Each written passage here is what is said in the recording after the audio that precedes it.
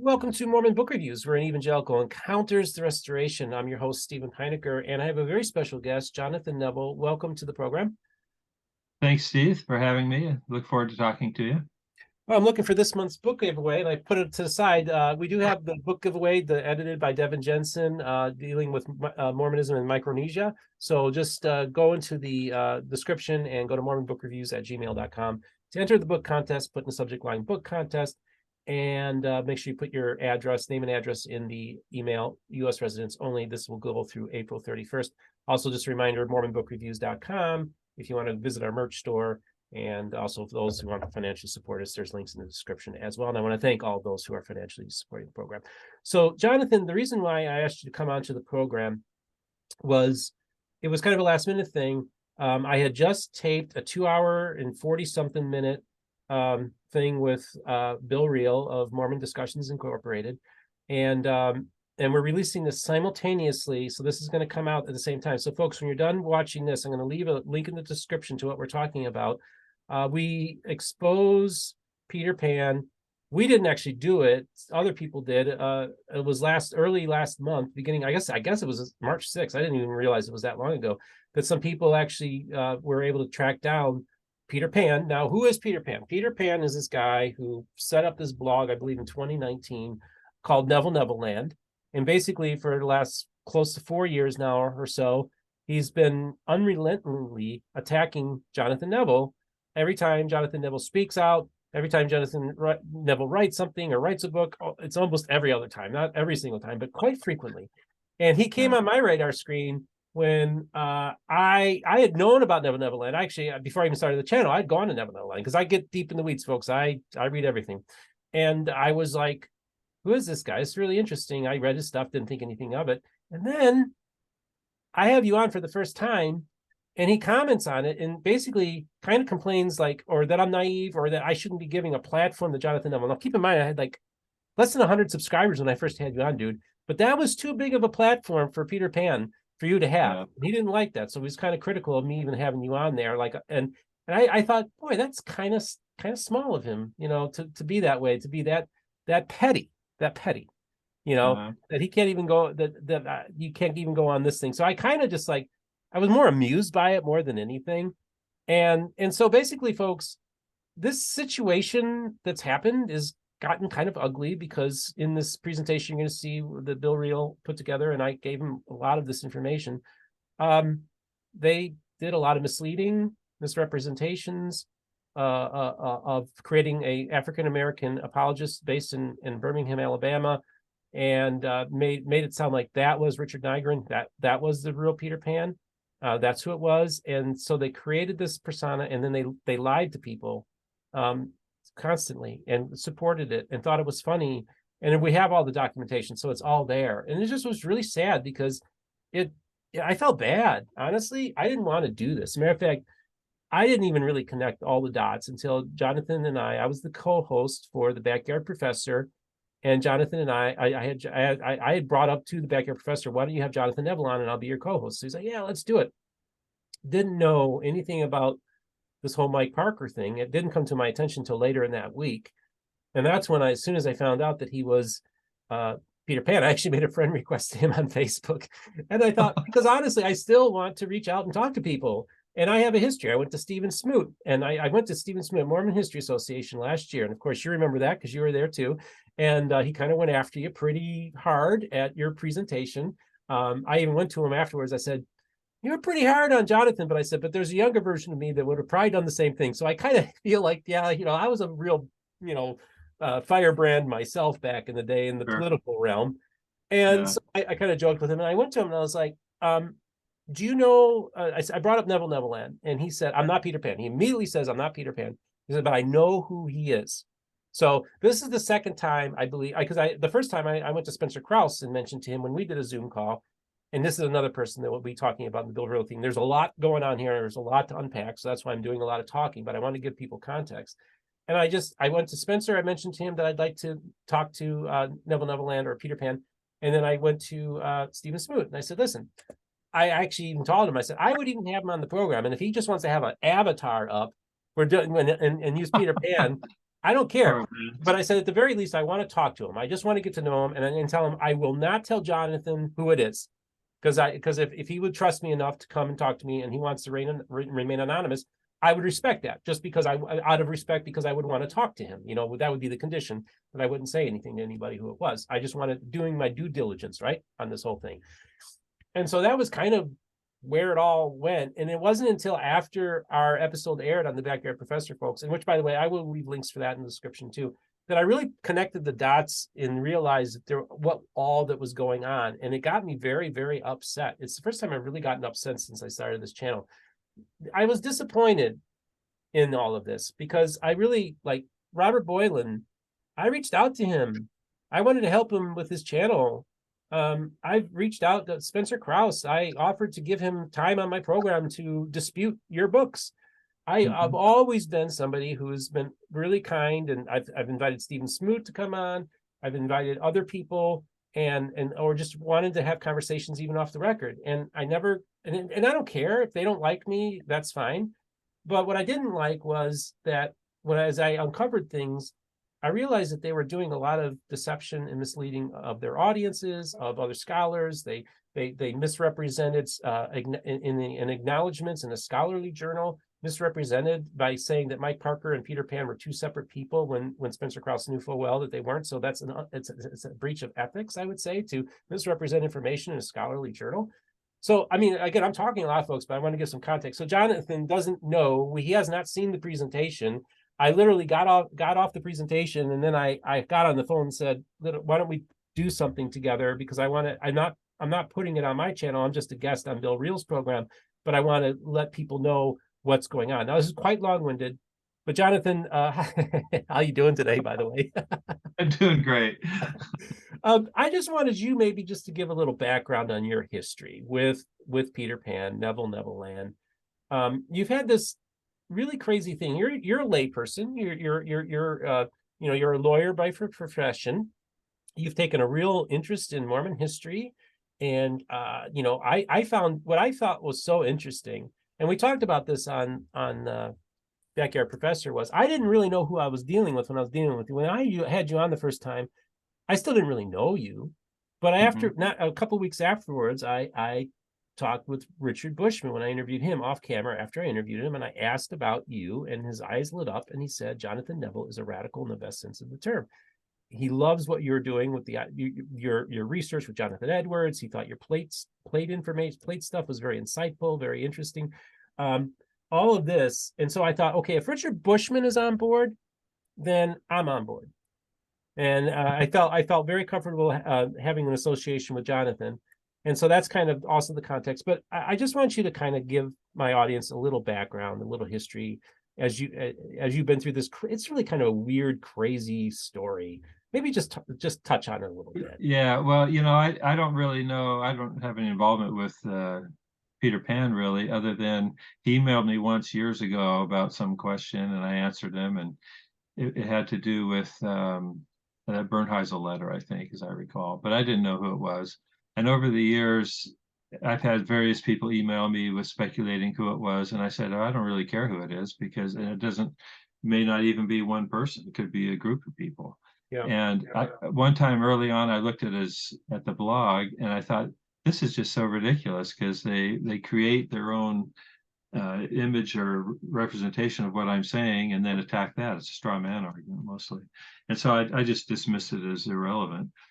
And it wasn't really until Dan Peterson started repeating the blog or linking to it that it became more noticeable, and more people started talking to me about it. And as I say, over time, every so often someone would email me, I think Peter Pan so-and-so, and I think Peter Pan so-and-so.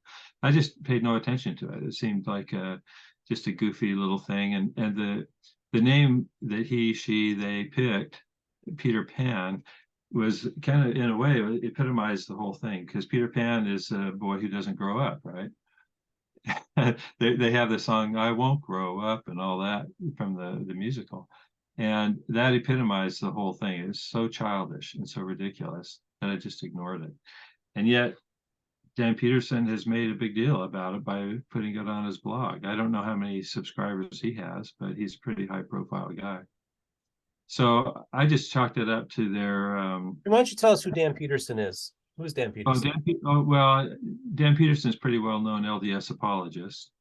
He was involved back in the day with was it FARMS, Foundation for Ancient Research in Mormonism, I think it was called, with Jack Welch and John Sorensen and those guys back in the 80s, I think even. And then at one point, FARMS became part of the Maxwell Institute, and the director there kind of removed Dan from participation. So Dan started his own group called the Interpreter Foundation. And I've been fairly critical of the Interpreter from time to time. The way I look at it is about 80 to 90% of what the Interpreter does is pretty good, and the rest of it is not that good. I think it's they're obsessed a little bit with this Mesomania idea, which will lead into the book we can talk about.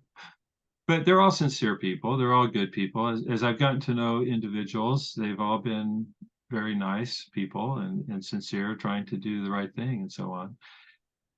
Part of my problem is that I as a lawyer, we can argue about things and still be friends. In the academic world, it's different. They take things personally, and that's kind of foreign to me. And so to me, these are intellectual arguments and different ways of interpreting facts, and we can all have a discussion about it. I don't know how any of this can become personal. And yeah, to be sure, I've played some fun. Like for a while, I called Fair Mormon Fairly Mormon, because I felt like most of what they did was pretty good, but some of it wasn't. Just like with the Interpreter or Book of Mormon Central. I've also called them a Potemkin village, where you have the Book of Mormon Central, the Interpreter, Fair Mormon or Fair LDS now, Meridian Magazine. There are all these fronts that behind the scenes, it's the same people doing the same things, but they make it look like there's these different groups that are all kind of reaching the same conclusions or something independently, which is not really the case. But, I still offered my opinions and the conclusions that I reached based on the historical research that I did. Yeah. I welcome criticism. I think that's the thing. You're always open to hearing. You always had the idea of multiple working hypotheses, and I just tell people, I say, this is the thing, like these groups, they basically just kind of quote each other. They don't really have much outside influence going on. There's not any outside peer review going on, and so they're just kind of in their own little silo, doing their own little thing. And to be honest with you, like if I go to Mormon History Association, there's very few people that are really interested in even what they're saying. It's not even part of the conversation. And I found it interesting too, because when I first mentioned you, because I just interviewed you and I mentioned your name, I got a few people rolling their eyes. And part of it was because of the perceptions that were out there about you. And I remember even people telling me stories about you and this and that. And some of them like, oh, that story was conflated, or you were able to really clear the air on a lot of the things, rumors and things that were going around about you. But what I thought was so interesting was other serious scholars took you seriously.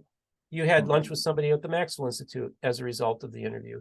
You raised the attention of Thomas Murphy, one of the top anthropologists in the country, who really embraced your idea of multiple working hypothesis and gave his multiple working hypothesis, which I thought was fascinating. And it led to a paper that and the episode, my channel is acknowledged in the paper in a top flight anthropological journal as being kind of the seed for this whole thing, that he would later do a paper with Sorensen, and not Sorensen, Simon Southerton. Right. And so literally you have already had an impact on what you're doing on secular scholarship. They're taking you seriously. And so I think there's that to me means you're making important contributions to the scholarly community. Then when you came up with this whole Jonathan Edwards influence, that was really piqued my curiosity, because I was like, I think this guy's onto something. So now you have people who are serious scholars, some who are not even Mormons, or many who aren't even Mormons, actually, who are engaging you. You even heard from Christians about your Jonathan Edwards hypothesis and his influence on the translation process. So you are actually making real contributions to the scholarly community. And what I thought was so beautiful was that the year before they were rolling their eyes at you. And of course you've had engagements in the past, but also the next year you're also at the Mormon History Association talking about your Jonathan Edwards hypothesis. And I thought, what a great thing to have you, the regular scholarly community is recognizing your work as being a major contribution. So kudos to you. Well, thanks, but that's not really my ambition. No, I know it's not. You just kind I of, know, but yeah, I just, part of there's a real difference between lawyers and academics, yeah, and that I mentioned before already that I underappreciated, because as a lawyer, you look at all the evidence. You don't exclude evidence because it doesn't fit your theory, right? And I think that's what's some of these apologists have found objectionable, because they don't want me to look at all the evidence. And the other thing that we do as lawyers, often we try to summarize the issues, make them as concise and precise as we can. And they don't like it when I do that either, because they like obfuscation and they like to use sophistry to kind of soften their positions, because they recognize that when they say Joseph Smith and Oliver Cowdery were wrong about certain things, that's not very acceptable among most Latter-day Saints.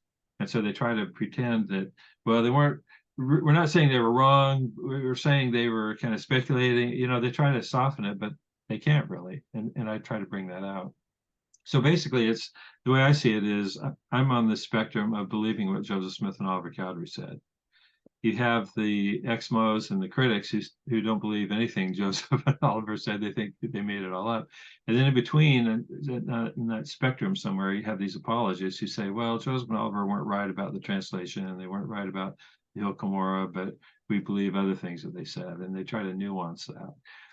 And for me, I'm fine with people believing whatever they want. I just think they need to own their assumptions, and they need to own what they're really trying to say without all the obfuscation. So, but as I say, to begin with, they're all great people. Everybody I've engaged with, the backyard professor, the LDS apologist, everybody's fairly sincere and wants to do the right thing. It's just these personal attacks and taking things, becoming offended is kind of foreign to me. I just don't get that. yeah.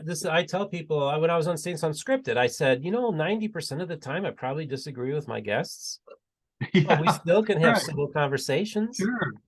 I And the thing is, no two people are going to agree on everything anyway, right, right? And so I'm more fascinated in understanding why people think the things that they do. I'm not yeah, trying to convince anybody of anything. As an example, there's a well-known LDS scholar apologist who sent an email to his group, his list, saying that I'm lying to everybody when I say I'm not trying to convince anybody. And of course, a few people on his list were friends of mine, so they sent it to me. And I wrote to him, I said, dude, when have I ever tried to convince anybody of anything? I'm just expressing what I've seen, my conclusions, and I've changed my mind all the time when I get better information. I'm totally open to that. And so he apologized to me, but he didn't explain it to his list. oh, He let that stay out there that I was lying to people.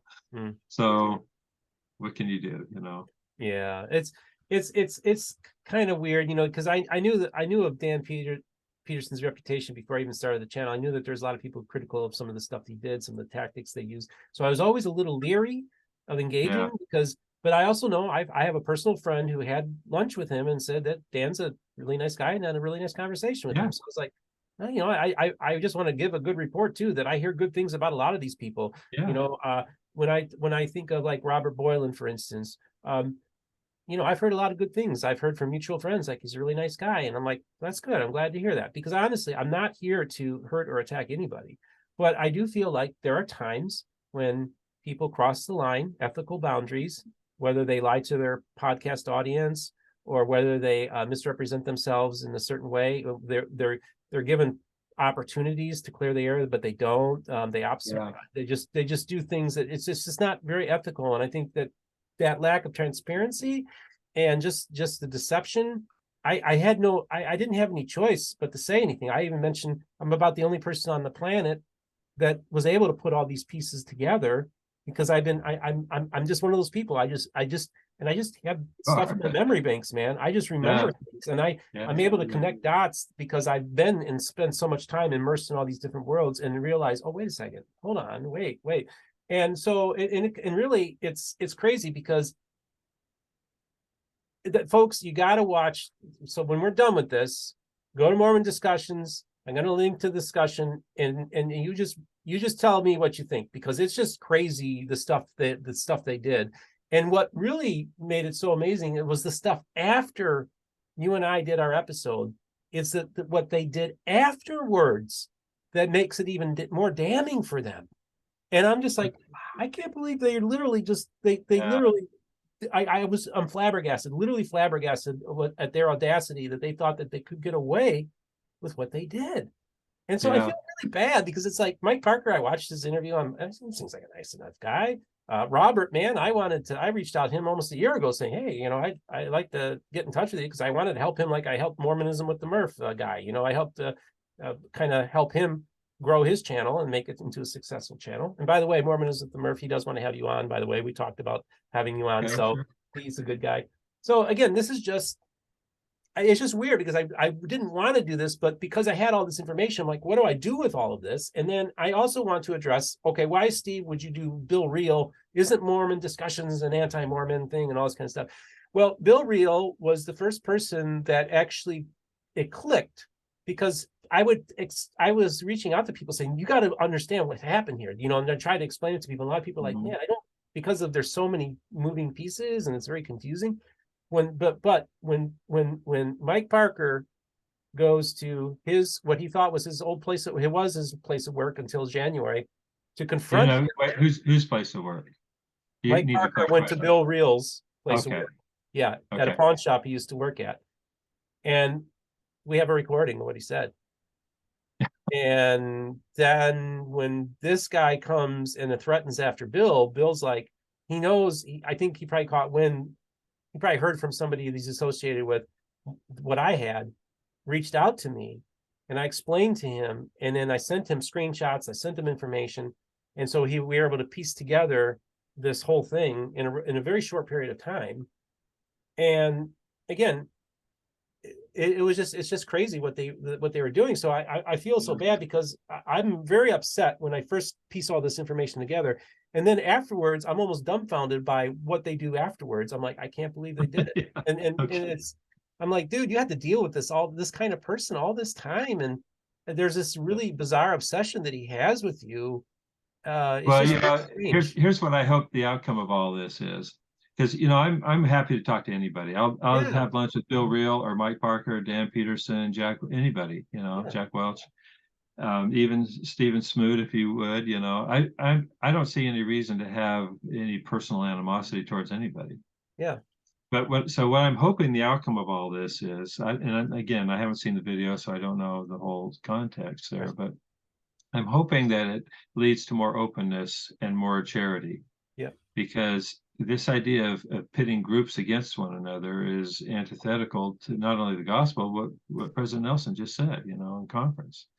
And so I'm looking forward to the day when we can finally have everyone involved on this entire spectrum, from the ex-Mos to the staunchest apologists to the people like me who still believe what Joseph and Oliver said, And let's just lay out all the facts, all of our assumptions, our inferences, our theories, and our hypothesis, that faith model I've talked about, so that everybody can see where everybody's coming from without any agenda of trying to convince someone by withholding information or by, making personal accusations and all that stuff. Let's just lay it all out. Mm-hmm. And then people can make informed decisions for themselves. And that's the model that I like, the multiple working hypotheses you mentioned. Mm-hmm. Yeah, and I think that's healthy, and it's also healthy for Christians to understand all these issues when we lay it all out. Right. There's no reason to have any contention or argument about any of this stuff. Exactly. And I think, it was so fascinating to me because the backyard professor responded to President Nelson's address at General Conference and said that he was going to adopt. He said, I agree with him. I agree with him, and I'm going to do that. I'm not going to do the name calling. I'm not going to do the contention. I'm not going to do that.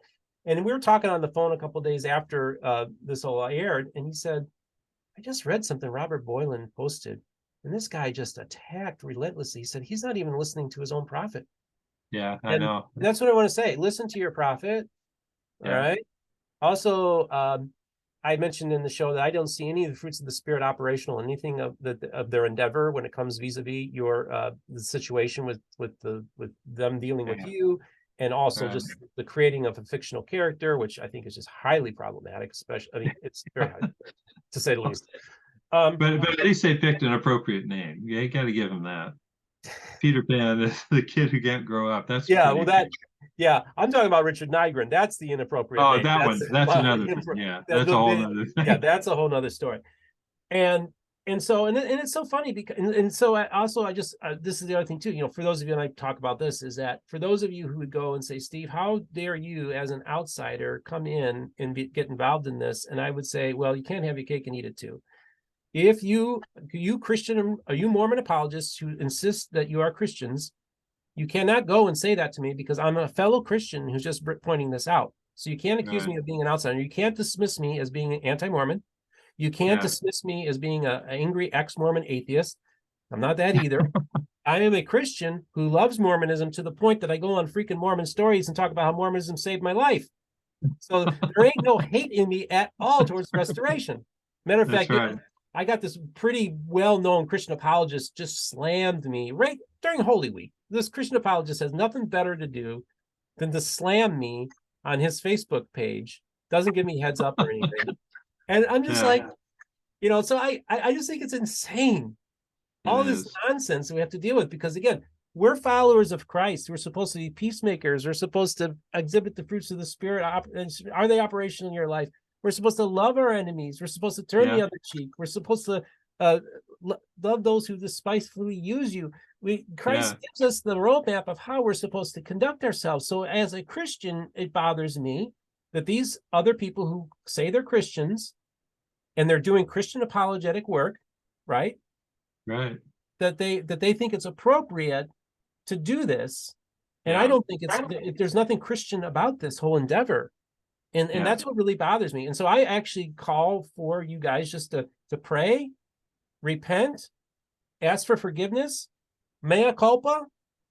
We made a big mistake. We were immature. We were whatever. Yeah. And we apologize for Bill going into Bill Reel's space and what he thought was Bill Reel's space and attacking him at his place of work, threatening lawsuits. Yeah. And I was going to say, this It's behavior crazy. has to stop. But I'm see, calling you out.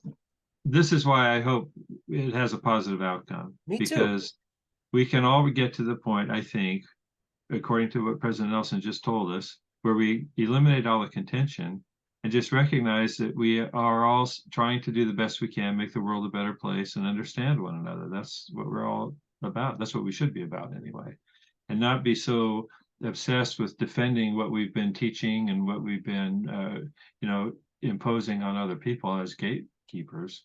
Let's just make it open, and let's just have everybody have access to the same information. I'm starting to repeat myself, but it's kind of what I wrote about in that book, Mesomania, that we Yeah. started talking about. Well, let's talk, and we'll talk about that in a second. But I just saw Okay.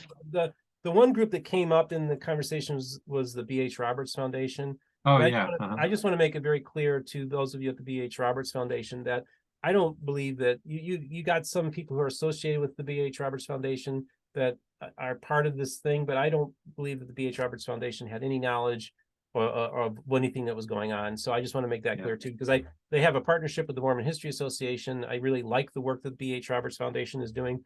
I want to commend them. I think that they really have the potential to do a lot of good things in the scholarly community. So let's talk a little bit. So you go and you revisit this book that you wrote like 5 years ago. You kind of basically completely forgot all about it, and you say it's like reading the book for the first time. And just show us the book and tell us a little bit about it. This is the book called Mesomania, and the subtitle is "There's Only One Cumorah, and it's not in Mesoamerica." Okay. But that's not really what the book is about. The book is about the psychology of this whole thing. And it's a real small book, you can see. I think it's only, what is it, 100 pages, 120 pages.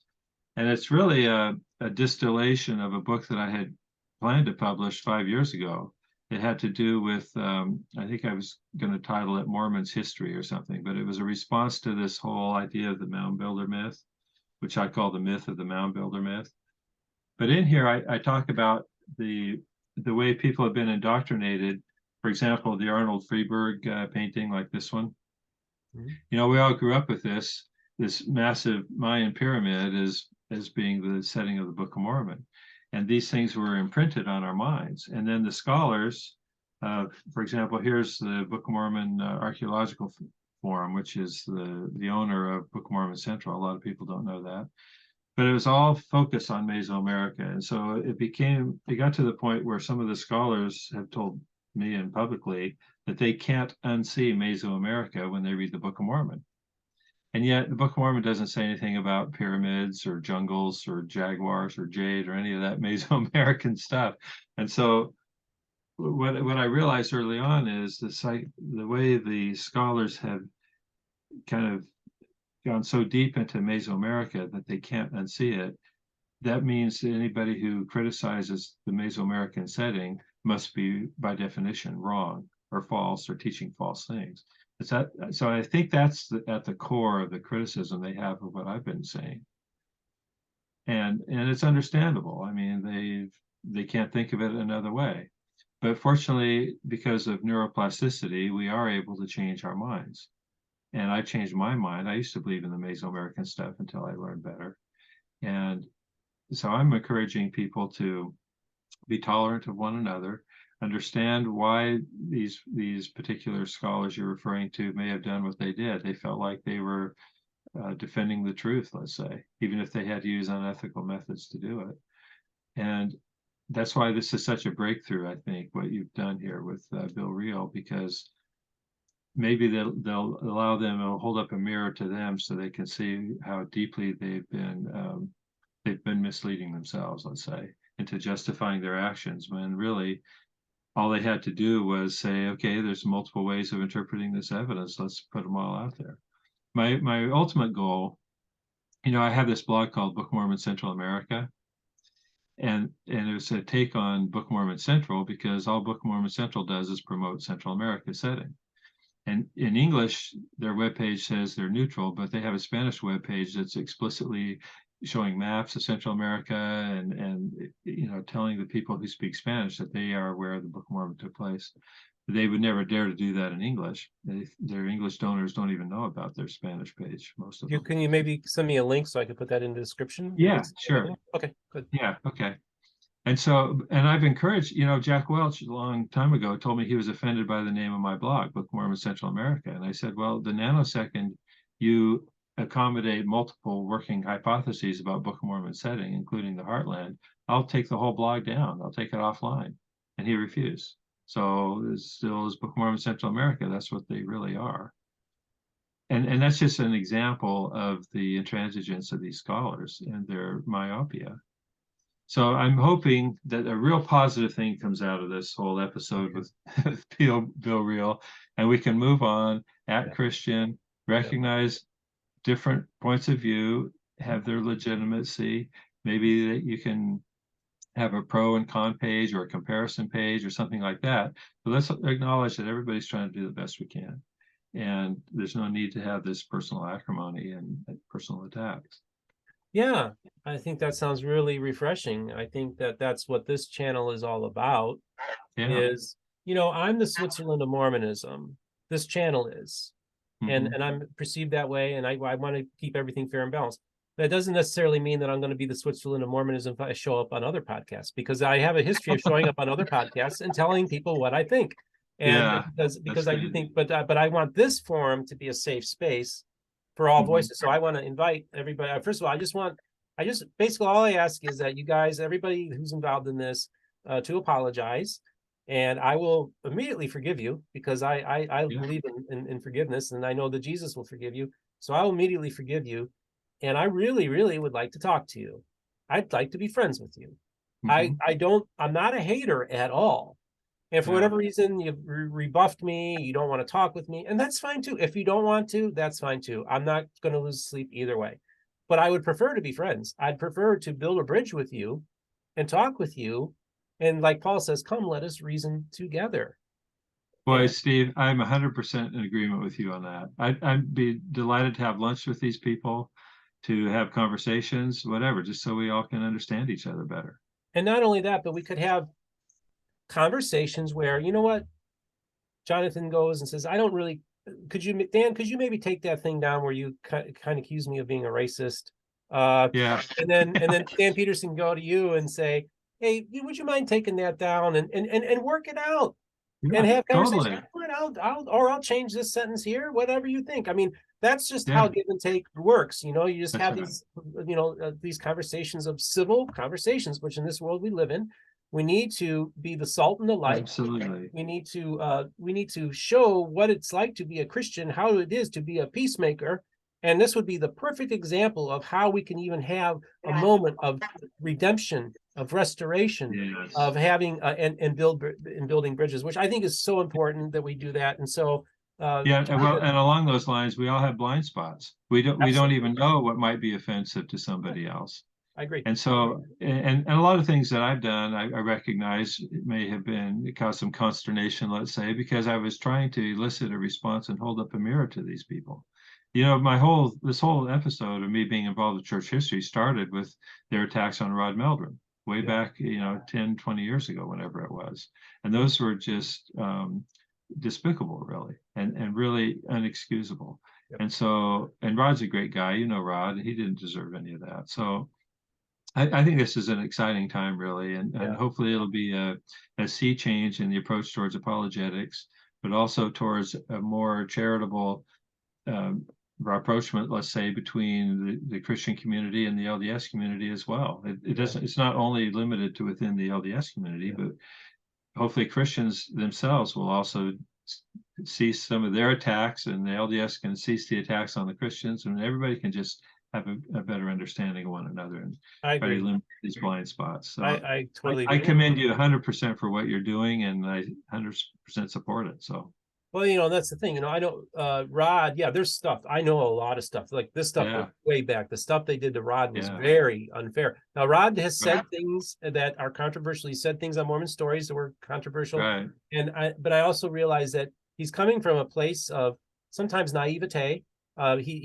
It's a blind spot I mentioned. And it's a blind spot. See, that's the thing. Yeah. But the difference is I'm perceived as being the Heartlander guy, even though I'm not. And I've had Brant Gardner on, and I've been trying to expand it out to have more Mesoamerica people come on my program. But I know Rod, his heart's in the right place. I do think sometimes he has people attach themselves to him, malevolent actors, if you will, and that try to take advantage of Rod. And I think people can sometimes take advantage of him. And so I want to make it very clear, but I also want to make it very clear because the whole this whole thing trying to make you into a racist that Dan Peterson did was very it was very untoward for him to do that. But I also want to make it clear that I have gone and called for Rod Meldrum and Wayne May to renounce white nationalism and racism that is in some quarters of the Heartlander movement. And I also explained to them that you are one of those same people who is trying to clean up some of these people who would like to take advantage of the Heartlander movement, who have a political agenda. And we want to make sure that it doesn't become a political thing, that in what you're doing and why they don't like you is because you're trying to bring the Heartlander movement, make it not less of, and it is a movement, but also bring some scholarly integrity to it, so that and rigidity, so that you guys can have your own peer reviewed and bring scholarship to the movement, which I think would be really good. So I think anytime we can encourage people to do better scholarship, we should always be on the side of doing better scholarship. And that's why I'm in favor of your endeavor, because you want to do better scholarship. And you know what, folks, other scholars are recognizing the work of Jonathan Neville, and I think that's just really awesome that's happened. Yeah, cool. Well, and again, kudos to you for making a lot of this happen. And so I guess the bottom line here is I see this as a very positive development, a way to break through some barriers that have been there and some attitudes that should never have been there in the first place, but they developed organically, and now we can uproot them and deal with them and move on to a better place and follow what President Nelson has asked us to do.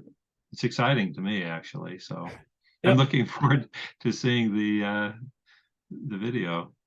When is it going to come out? Do you know? Will be coming the same time. The time you're watching this video, folks, Friday, 4 p.m. Mountain Time. When it comes out, it's going to be released at the same time. Okay. So now that you've watched the interview, I'm going to leave a link in the description. Click over to Mormon Discussions Incorporated and check out the it's like a 30-something slide show, 30-something slides, and it's pretty well extensively documented. We could have probably gone for another hour, hour and a half. There's still more Wow. stuff that we could have done, but just out of time, we had to cut some stuff out.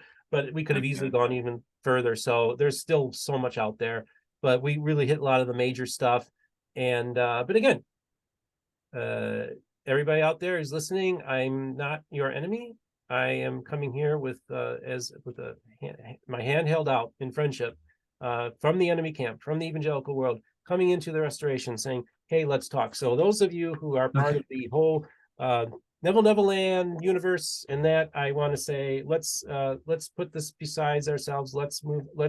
Do the forgiveness thing. Let's do repentance. Hey, and if you think I need to repent of something, if you see things that I've done, I'm more than happy to hear what you have to say. It's just don't attack me. I'm not. I just use the facts. Don't attack me personally. But if I've done something wrong, I want to be corrected too, because I'm open to correction, and I think we should all be. Yeah. So, Jonathan, thank you so much for coming on the program today. I blabbered Well, more than thanks. usual, but I think I needed to explain things. So, but I appreciate you coming on It's today. helpful. Yeah, it's helpful. It's good to understand. And Yep, again, just to summarize, it's all positive. It's all a good thing. So, absolutely. Yep.